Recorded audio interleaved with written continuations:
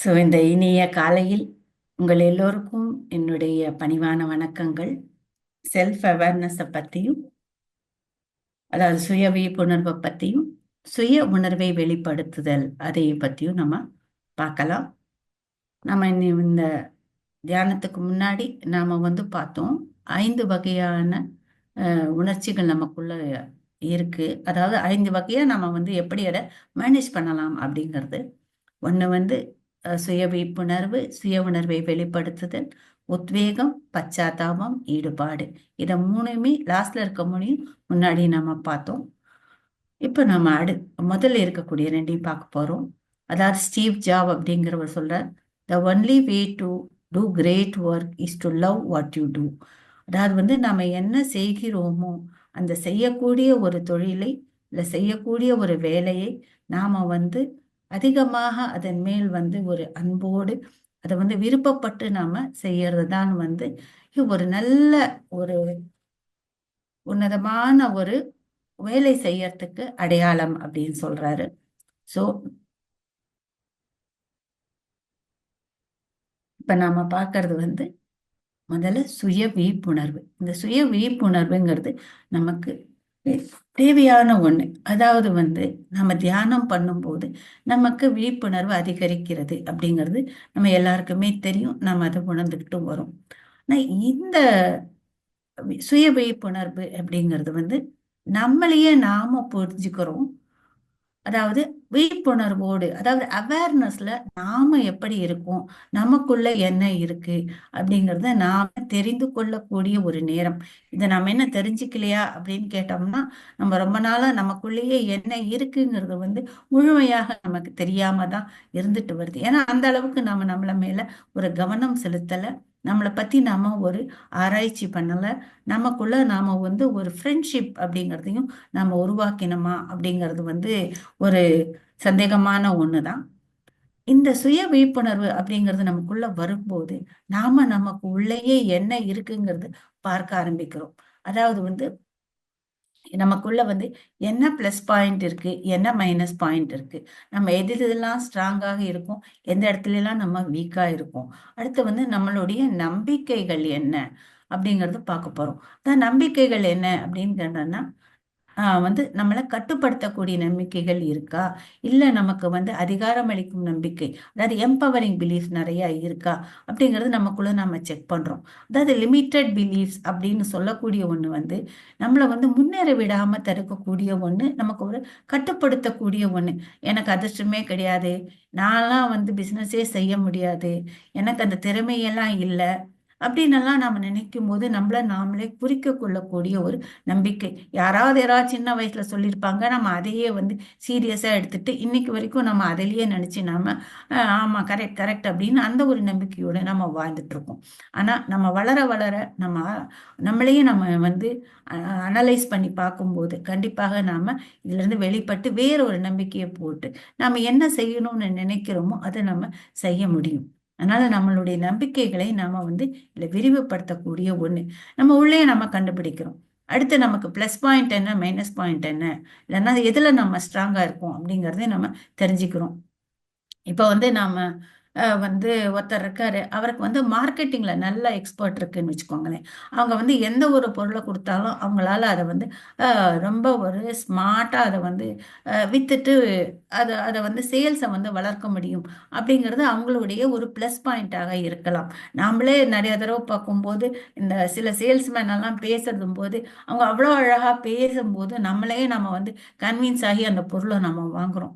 அது ஒரு ஸ்பெஷல் ஒரு டேலண்ட் அப்படின்னு சொல்லலாம். அந்த டேலண்ட் அவங்களுக்கு அது ப்ளஸ் பாயிண்டா இருக்கலாம். ஆனா அதே அவங்க ஃபைனான்ஸ் கணக்கு எடுன்னு சொன்னோம்னா கணக்குல அவங்களுக்கு பண்ணலாம், இல்லைன்னு இல்லை, ஆனா அவங்களும் ஸ்ட்ராங்காக இருக்கலாம். அப்படி நம்ம உள்ள எந்த பாயிண்ட்ல ஸ்ட்ராங்கா இருந்தா அதை எடுத்துட்டு நம்ம மேல போகலாம். இல்ல என்ன பாயிண்ட்ல நம்ம கொஞ்சம் வீக்கா இருக்குன்னா அந்த வீக்கா இருக்கிறத நம்ம எப்படி டெவலப் பண்ணி அதையும் நம்ம ஸ்ட்ராங் பாயிண்டா பார்த்துக்கலாம். அந்த மாதிரி நமக்குள்ள பார்க்கும்போது பிளஸ் எது மைனஸ் எதுங்கிறது நமக்கு தெரியுது.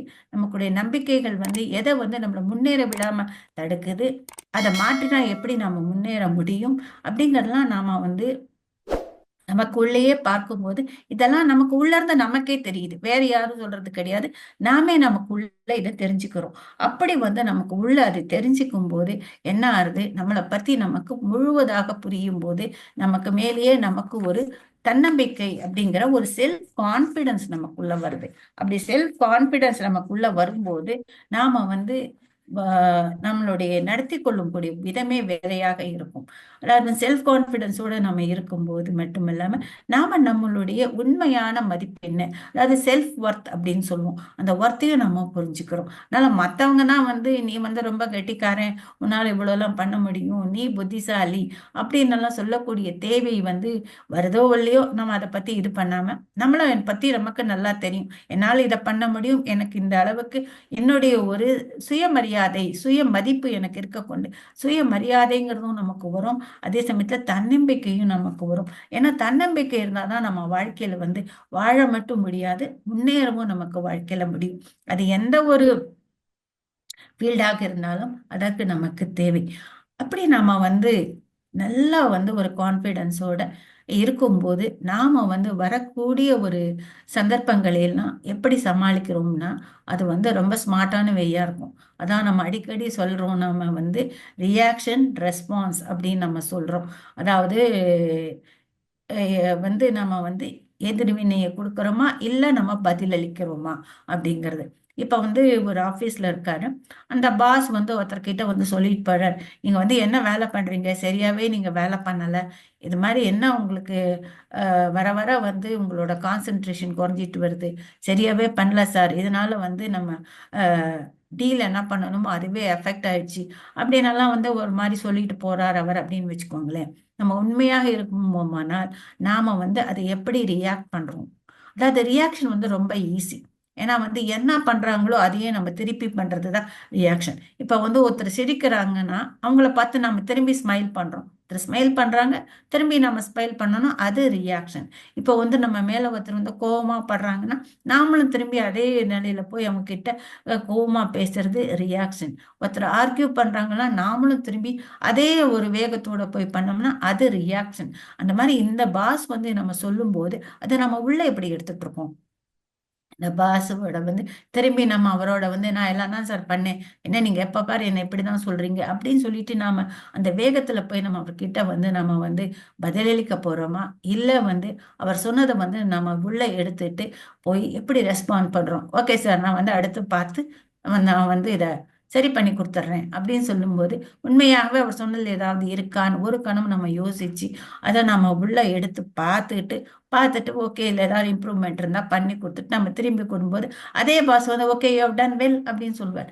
அது வந்து நம்ம வந்து கான்ஃபிடென்ட்டாக இருக்கும்போது நம்ம இந்த மாதிரிலாம் திங்க் பண்ண தோணுது. யார் எதை சொன்னாலும் நம்ம ரியாக்ட் பண்ணுறோமா இல்லை வந்து ரெஸ்பாண்ட் பண்ணுறோமா அப்படிங்கிறது முக்கியம்.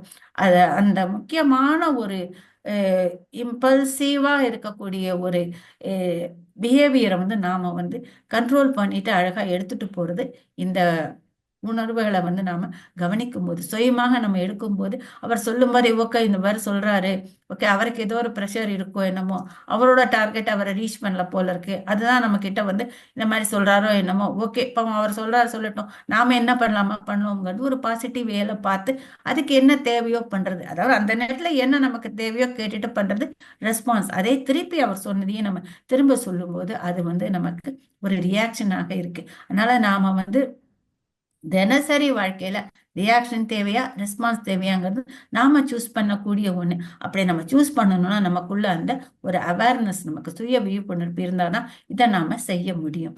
அதே மாதிரி வந்து நம்ம வந்து எந்த ஒரு வேலையுமே அதிக ஆற்றலோட நம்ம செய்வோம். ஏன்னு கேட்டோம்னா பாசிட்டிவாக உள்ள இருக்கு, நமக்கு உள்ள என்ன இருக்குங்கிறது கிளியரா தெரிகிறது, என்ன பண்ணணுங்கிறது கிளாரிட்டி செய்யறதுனால நம்ம எதை பண்ணினாலும் அதிக வந்து ஒரு ஆற்றலோட வெளிப்படுத்தி நாம வந்து அந்த காரியங்களை நம்ம செய்ய ஆரம்பிக்கிறோம். அது மட்டுமல்ல நம்ம வந்து எல்லாத்துக்குமே ரெஸ்பான்சிபிலிட்டி ஏத்துக்க ஆரம்பிக்கிறோம். அதாவது வந்து ஏதாவது ஒரு காரியம் பண்றோம் அதுக்கு வந்து விளைவுகள் என்ன அப்படிங்கன்னா அந்த விளைவுகளை நம்ம ஏத்துக்க தயாராக இருக்கும். அந்த அந்த ஒரு கெப்பாசிட்டி நமக்குள்ள வருது. ஏன்னா வந்து நார்மலா பார்த்தோம்னா நம்ம வந்து ஒரு காரியம் வந்து ரொம்ப சக்சஸ்ஃபுல்லா போச்சு, அது வெற்றிகரமா வந்துருது அப்படின்னா வந்து உடனே நாம என்ன சொல்லுவோம், அது நான் தான் பண்ணேன், என்னோட பிளானு, நான் யோசிச்சு நான் பிளான் பண்ணி நான் இதெல்லாம் வந்து செஞ்சேன் பாத்தீங்களா, அதுதான் அது வெற்றி ஆயிடுச்சு அப்படின்னு நாம வந்து பெருமையாவும் சொல்லிப்போம். அதுவே வந்து அந்த காரியம் வந்து உங்களுக்கு வெற்றியாக ஆகலை அப்படின்னு சொன்னோம்னா நாம என்ன பண்ணுவோம், அடுத்தவங்க தான் சார், அவங்க தான் சொன்னாங்க இதை பண்ண சொன்னாங்க சொல்லிட்டு, அவங்க சொன்னாங்களே நான் பண்ணினேன் பண்ணேன் பாருங்க இப்படி ஆயிடுச்சு எனக்கு அப்படின்னு மத்தவங்க மேல பழி போடுறது. அதாவது வந்து ரெஸ்பான்சிபிலிட்டி ஏத்துக்காம மத்தவங்க மேல நம்ம வந்து பழி போடுறோம். அதாவது நாம செய்யக்கூடிய காரியங்களுக்கு நாமளே அதோட விளைவுகளையும் நாம ஏத்துக்கணும். அது வந்து நல்ல ஒரு வெற்றிகரமாக ஆனாலும் சரி, இல்ல நெடுவுல வந்து கொஞ்சம் தடங்கள் ஆகி ஸ்லோவா போச்சுனாலும் சரி, ரெண்டுத்துக்குமே நாம நம்மளுடைய மேல ஒரு ரெஸ்பான்சிபிலிட்டி ஏத்துக்கிறோம்னா நாம வந்து நம்ம கான்பிடென்ட்டா இருக்கும். அதாவது இது இப்படி ஆயிடுச்சுன்னா அடுத்தது என்ன, அடுத்த வந்து நம்ம எப்படி இந்த பிரச்சனையை வந்து நம்ம சால்வ் பண்ணலாம், இதை வந்து நம்ம எப்படி எடுத்துட்டு போலாங்கிறத நம்ம பார்க்கக்கூடிய ஒண்ணாக இருக்கணும். அது மட்டும் இல்ல, இப்ப யாராவது ஏதாவது ஒரு வார்த்தையை சொல்லிட்டு போயிட்டாங்க அப்படின்னு வச்சுக்கோங்களேன், வீட்ல ஒரு ஆர்கியூமெண்ட் இருந்தது அப்படின்னு சொன்னோம்னா, அந்த ஆர்கியூமெண்ட்டை வந்து திருப்பி திருப்பி மனசுல மட்டும் போட்டுக்கிறது இல்லாம, அதை பத்தி நம்ம யோசிச்சுட்டு பல வகையில செல்ஃப் சாட்டர் அப்படின்னு சொல்லுவோம். நமக்குள்ளேயே நம்ம பேசிட்டு இருக்கோம். அவங்க அப்படி சொன்னாங்கல்ல, ச்சே அது எப்படி சொன்னாங்க, நான் என்ன அந்த மாதிரியா இருக்கேன், நான் தினம் தினமா இப்படி பண்றேன், எல்லாமே நான் இவ்வளவுதான் பண்ணி கொடுக்குறேன், இருந்தாலும் அவங்க எப்ப பாரு அப்படிதான் சொல்றாங்க, இது என்ன தேவையில்லாத ஒண்ணு. இப்படி நம்ம மனசானது ஒரு லைனை நம்ம கொடுத்தோம்னா அதுக்கு பதிலாக அது 10 20 லைனை வந்து கட கட கடகடன்னு கொடுத்துட்டே போகும். இப்போ நம்ம வந்து இந்த இந்த ஆர்டிஃபிஷியல் இன்டெலிஜென்ஸ்லாம் ஒன்று வந்திருக்கு இல்லையா, அதில் நீங்கள் ஒரு கொஸ்டின் ஏதாவது ஒரு சென்டென்ஸை நீங்கள் கரெக்ட் பண்ணுங்கன்னு கொடுத்தீங்கன்னா அதை வந்து ஒரு ஒரு 3 4 வகையில் எழுதி அந்த அரை பேஜுக்கு நமக்கு வந்து அதோட டிரான்ஸ்லேஷன் நமக்கு கொடுக்குது, இல்லை அதோட சஜஷன் நமக்கு கொடுக்குது. அந்த மாதிரி நம்ம மைண்டு கூட அதே மாதிரி தான், ஒரு லைனை போட்டோம்னா அதுக்கு கீழே 10 15 லைனை வந்து அதுவாகவே ஃபில்அப் பண்ணிடும். அதுதான் வந்து நம்ம வந்து நமக்கு நாமளே பேசிக்கொள்ளக்கூடிய ஒரு செல்ஃப் சேட்டர் அப்படிம்போம். இந்த செல்ஃப் சேட்டர் வர வர நம்மளுடைய எனர்ஜி மட்டும் இல்ல, நமது மூடும் நமக்கு அப்செட் ஆயிட்டு அந்த மாதிரி எல்லாம் ஆகக்கூடிய சான்சஸ் நிறைய இருக்கு. அதனால நம்ம வந்து இந்த விழிப்புணர்வுல இருக்கும்போது நமக்கு வளால வந்து அந்த செல்ஃப் சார்ட்டரையும் குறைக்க முடியும். நெகட்டிவாக நாம என்ன நினைக்கிறோமோ அதையும் நம்மளால வெளியெடுத்துட்டு ஓகே இது இந்த மாதிரி நெகட்டிவ் தாட்ஸ் வருது வேண்டாம், இந்த நெகட்டிவ் தாட்ஸை நம்ம ஒண்ணு பாசிட்டிவாக மாத்திடுவோம். இல்லைன்னா ஒரு பாசிட்டிவான ஒரு தாட்டை வந்து அந்த இடத்துல கொண்டு வந்து வைப்போம். அந்த அந்த அந்த ஒரு எண்ணங்களை வந்து நம்ம அற்புதமாக மாத்திடலாம். எதுக்கு இந்த மாதிரி, எதுக்கு எனக்கு தேவையில்லை அப்படின்னு வேண்டாம் அப்படின்னு சொல்லக்கூடிய அளவுக்கு நமக்கு விழிப்புணர்வு அதுக்குள்ள வர்றது. இது வந்து நம்ம சுய விழிப்புணர்வாக இருக்கு. அது ஏன்னா இது எல்லாமே வந்து நாம வந்து நம்மள வந்து சரியாக புரிந்து கொள்றதுனால இதெல்லாம் ஏற்படுறது.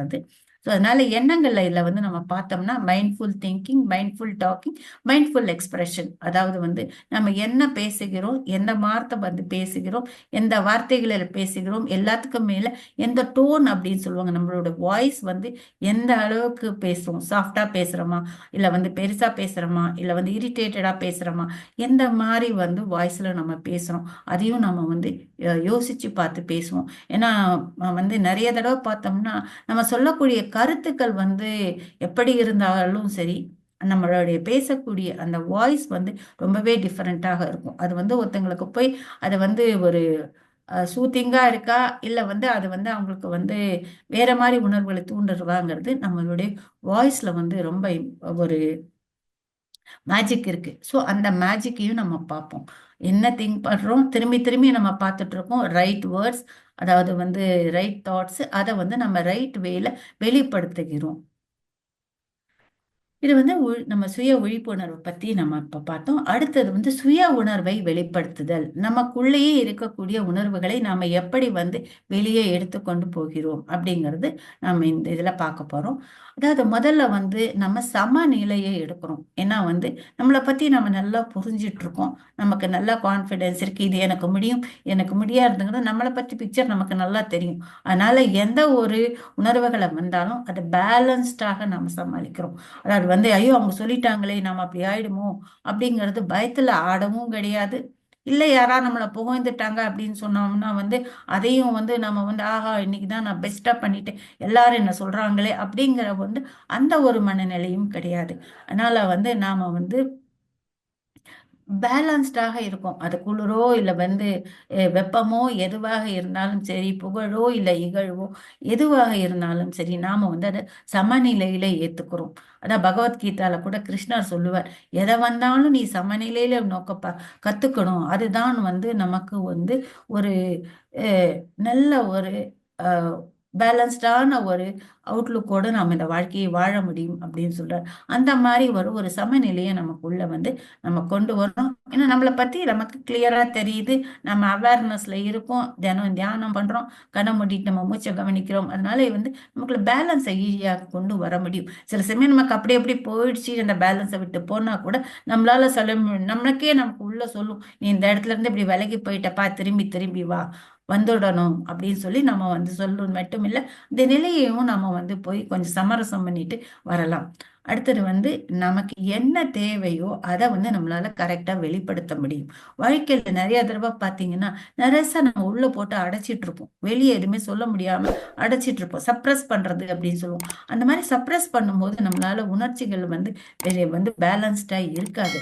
அதனால வந்து நம்ம வந்து எதை சொல்றோமோ அதை வந்து நேரடியாக பாசிட்டிவாக தேர்ந்தெடுத்த வார்த்தைகளால தேர்ந்தெடுத்த நேரத்துல கரெக்டான நேரத்துல கரெக்டான வேர்ட்ஸோட நம்ம வந்து சொல்றோம். அதாவது இப்ப வந்து நான் இப்ப வந்து ஒருத்தருக்கு வந்து ஒரு ஒரு ஸ்கூல்லயோ எங்காரு போய் அவங்களுக்கு வந்து பாட்டு சொல்லி கொடுக்கணும்.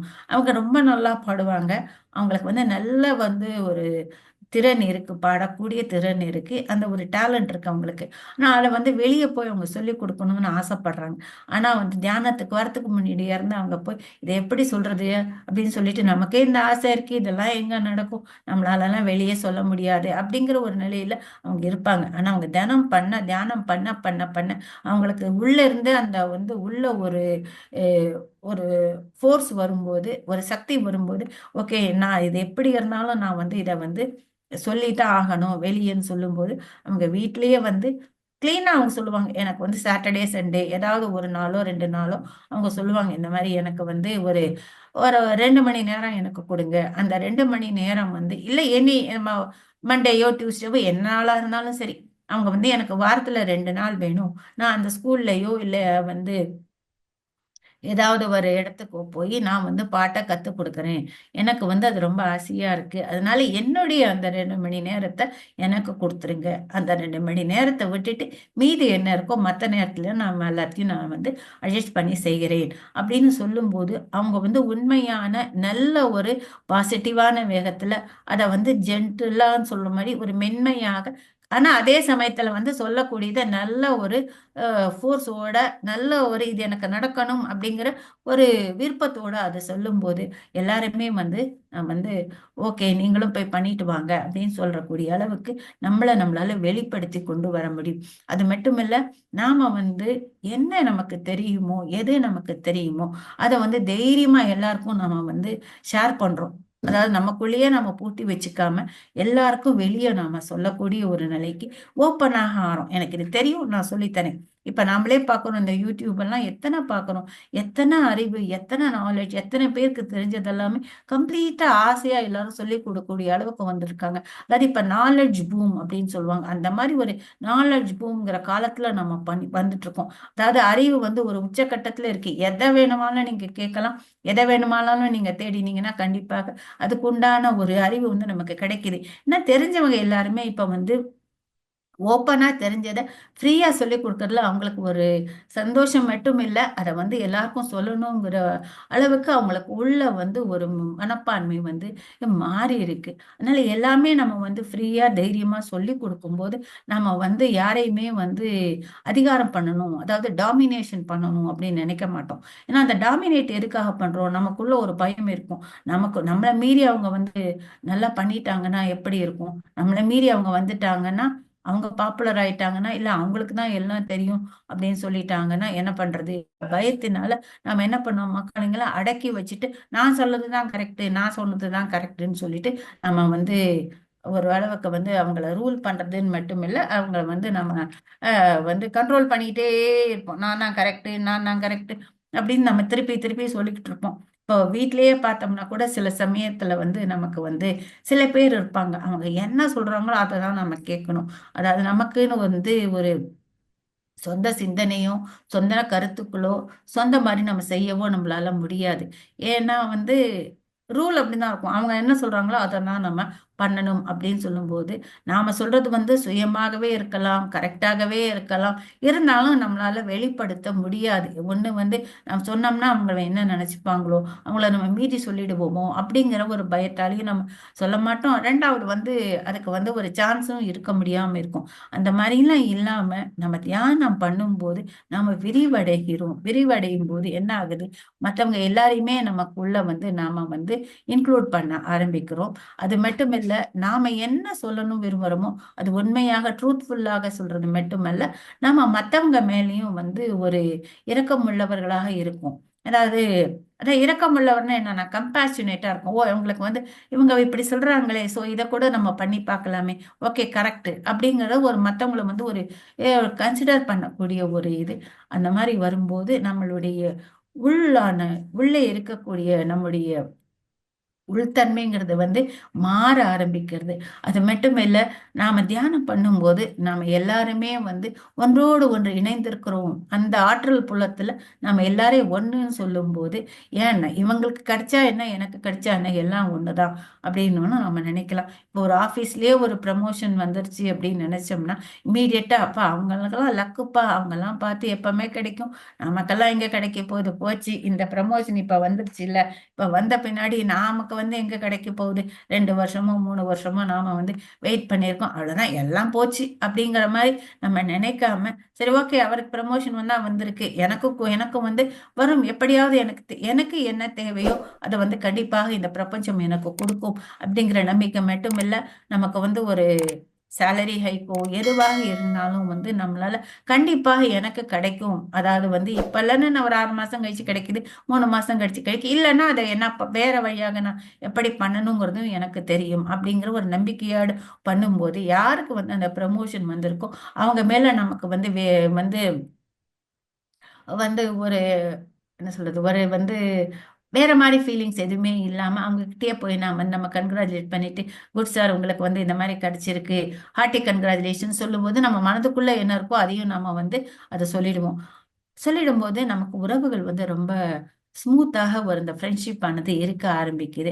அதே மாதிரி வந்து நம்ம என்ன சொல்றோம் அப்படிங்கிறது நமக்கு தெரியும். அதனால வந்து நாம வந்து அந்த பாயிண்ட வந்து இன்னொருத்தருக்காக ப்ரூவ் பண்ண வேண்டிய அவசியம் கிடையாது. அதாவது நிறைய தடவை பார்த்தோம்னா நாம வந்து வந்து சில சமயம் வந்து சொல்லும்போது ஒரு கருத்தை நாம சொன்னோம்னா நாம வந்து அந்த கருத்தை வந்து எவ்வளவு தூரம் இருக்கோ அதை வந்து நம்ம ப்ரூவ் பண்ணி கரெக்ட் கரெக்ட் கரெக்ட்னு ஆர்கியூ பண்ணிட்டே போயிட்டு இருப்போம். அந்த ஆர்குமெண்ட்ஸ் நமக்கு தேவையில்லை. ஏன்னா நம்ம ஓப்பன் ஆகும்போது வந்து மற்றவங்களுக்கும் அந்த மாதிரி வந்து வேற ஏதாவது கருத்து இருக்கா, ஓ அதை கூட நம்ம கேட்டு பார்க்கலாமே, ஸோ அப்படி ஒரு ஆங்கிள் இருக்கா, ஓ இதை கூட நம்ம வந்து ஏத்துக்கலாமே அப்படின்னு சொல்லி வந்து நம்ம வந்து ஓப்பன் ஆகும். இப்ப நான் சொன்ன அந்த எக்ஸாம்பிளே பார்த்தோம்னா, இப்போ ஒரு ஹோட்டல்ல வந்து வந்து பாதி கிளாஸ்க்கு தான் தண்ணி கொடுக்குறாங்க, சின்ன கிளாஸ்க்கு தண்ணி கொடுக்குறாங்க அப்படின்னு சொன்னோம்னா நான் வந்து அது கரெக்டா தப்பாங்கிறது என்னோட ஓன் பாயிண்ட்டை வச்சுட்டு நான் அதை ஆர்கியூ பண்ணிட்டே போகலாம். ஆனா இன்னொரு பக்கம் பார்த்தோம்னா, ஓஹோ இந்த அளவுக்கு வந்து தண்ணிய பத்தி கான்சியஸ் வந்திருக்கு, இதை வந்து ப்ரிசர்வ் பண்ணி நாளைக்கு வந்து பின்னாடி வரக்கூடிய தலைமுறைகளுக்கு கொஞ்சமாவது வச்சுட்டு போகணுங்கிற அளவுக்கு ஒரு உள்ளுணர்வு எல்லாருக்குமே வந்திருக்கு. அது வந்து நம்ம ரொம்ப அப்ரிஷியேட் பண்ண ஒண்ணு அப்படிங்கும்போது நம்ம போய் அந்த முதலாளிகிட்டே இது ஒரு நல்ல ஒரு ஸ்டெப் எடுத்திருக்கீங்க சார், நீங்க அந்த மாதிரி தண்ணி வேஸ்ட் ஆகாம இருக்குன்னு நம்ம அவங்ககிட்ட போய் அப்ரிஷியேட் பண்ணுவோம். அதாவது மற்றவங்க அவளுடைய கருத்துக்களையும் நம்ம எடுத்துட்டு போவோம். நாம வந்து நம்மளுடைய கருத்து தான் கரெக்ட்னு சொல்லிட்டு ப்ரூவ் பண்ணவும் நம்ம வந்து தேட மாட்டோம். அதே மாதிரி இன்னொருத்தர் வந்து நீங்க தான் பெஸ்ட்னு சொல்லி அவங்க சொல்றதை வச்சுதான் நாம வாழவும் வாழ மாட்டோம். நாம நமக்காக நமது வாழ்க்கையை நமது கையில் எடுத்துக்கொள்ளக்கூடிய அளவுக்கு இந்த உணர்வுகளின் வந்து நுண்ணறிவு அப்படிங்கிறது வந்து நமக்கு வந்து கற்பித்து கொடுக்குது. அந்த கற்பித்தல் வந்து நமக்கு மிகப்பெரிய ஒரு பாடமாகும். அதை வச்சுட்டு நம்ம உறவுகள் எந்த உறவாக இருந்தாலும் சரி ஒரு மலர்ந்த ஒரு உறவாக இருக்கும். அதே சமயத்துல ஒரு நல்ல ஒரு ஒருங்கிணைந்த உறவாக இருக்கும். நாமளும் நம்மளை பத்தி குறைவாக எடை போடாம நமக்கு என்ன இருக்கு, நம்மளோட டேலண்ட் என்னங்கிற போது நம்ம கான்பிடென்ட்டா நாம வந்து இந்த உலகத்தை ஃபேஸ் பண்ண மட்டும் இல்ல, மற்றவங்களையும் நம்ம ஃபேஸ் பண்ண ஆரம்பிக்கிறோம். அதாவது இந்த இதை பார்த்தீங்கன்னா கடைசியில நாம வந்து என்ன பார்க்கலாம்னு பார்த்துக்கினா, இந்த மாதிரி நமது இதுல வந்து முன்ன பேர் எத்தனையோ பேர் வாழ்ந்து காட்டியிருக்காங்க. நாமளே சில சமயம் சில பேரை கவனிக்கும் போது அவங்க எவ்வளோ காமா இருக்காங்க, எப்படி அந்த சுச்சுவேஷன்ஸை வந்து ஹேண்டில் பண்றாங்க அப்படின்னு நாமளே வந்து கத்துக்க ஆரம்பிப்போம். நானே வந்து போன வருஷம் வந்து ஒரு ஹாஸ்பிட்டலுக்கு போக வேண்டிய ஒரு நிலை இருந்தது. அப்படி நாங்க அந்த ஹாஸ்பிட்டலுக்கு போகும்போது பார்த்தோம்னா, அங்க இருக்க அந்த ஒரு 10 டாக்டர்ஸ் எல்லாருமே ஒவ்வொரு பேஷண்ட் கிட்ட பேசக்கூடிய விதம் எனக்கு ரொம்ப வந்து கவர்ந்தது. ஏன் கவர்ந்ததுன்னு பார்த்தீங்கன்னா, அந்த பேஷண்ட் கூட வந்து யாரு வராங்களோ, அவங்களுடைய உணர்வு எப்படி இருக்கும்? இந்த நேரத்துல அவங்க இந்த மாரி ஒரு டென்ஷன்ல இருப்பாங்கன்னு பார்த்து, அவங்க சாஃப்ட்டா அவங்களுக்கு ஏத்த மாரி பேசிட்டு அதிகமா பேச மாட்டாங்க.